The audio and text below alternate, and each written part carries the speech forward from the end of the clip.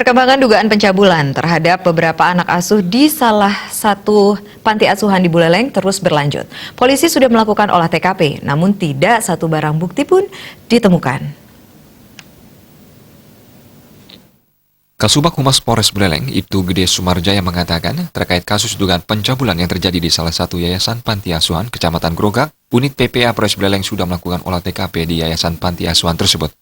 Namun sayang, dari hasil olah TKP itu tidak ditemukan tanda-tanda dugaan pencabulan seperti yang dilaporkan. Terduga pelaku yang berinisial KP juga belum ditetapkan sebagai tersangka. Ibtu Sumarjaya menyebut saat ini terduga pelaku masih dalam tahap wawancara. Menurut isu yang beredar, diperkirakan jumlah korban 9 orang.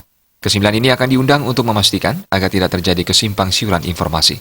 Sumarjaya menambahkan, saat ini kondisi korban masih dalam tahap pendampingan, bahkan polisi pun belum meningkatkan kasus ini ke tingkat penyidikan.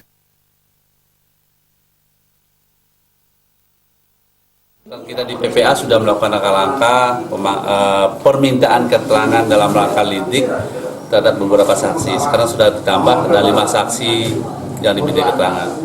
Kemudian sudah dilakukan olah TKP yang seperti saya sampaikan sebelumnya. Dari olah TKP itu di tempat TKP tidak ada tanda-tanda yang berkaitan dengan adanya perbuatan tersebut.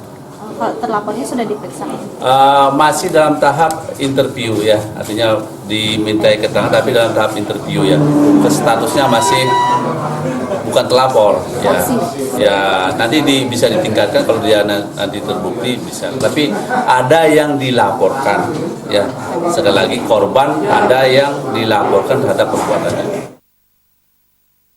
Hingga kini kasus ini masih menjadi perbincangan hangat di masyarakat dan media sosial. Bahkan video korban dan foto pelaku sudah beredar belum lama ini. Komang Yuda, Bali TV.